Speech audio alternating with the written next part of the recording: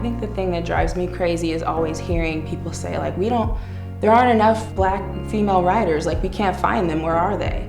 And I feel like this group is the proof.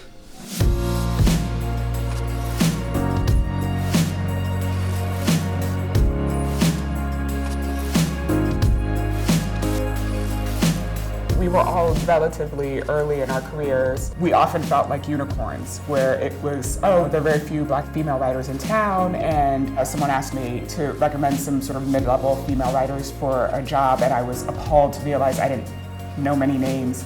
And so we all decided to fix that we should know each other and be supporting each other, and out of that, this wonderful group of women was born.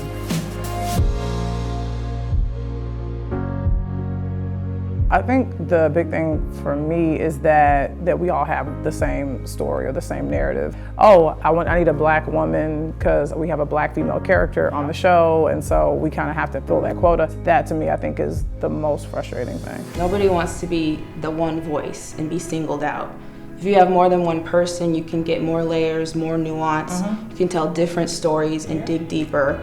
And like you said, explore different perspectives. So it's not all from one narrow lens.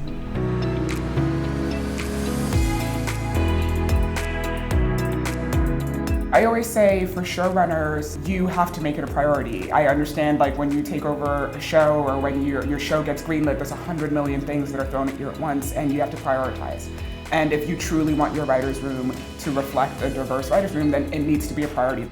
Give young Black writers a shot to showrun their shows, because there's a discrepancy in terms of, no shade, but like Lena Dunham was running her own show, and like I got paired with a showrunner, so I don't think these execs even realize they're doing it. And so I would just say, give a Black writer a chance to showrun their show and give them a strong number 2. Challenge the studio you're with to improve whatever pipeline they're getting the writers through, or you're not going to go through them for the recommendations.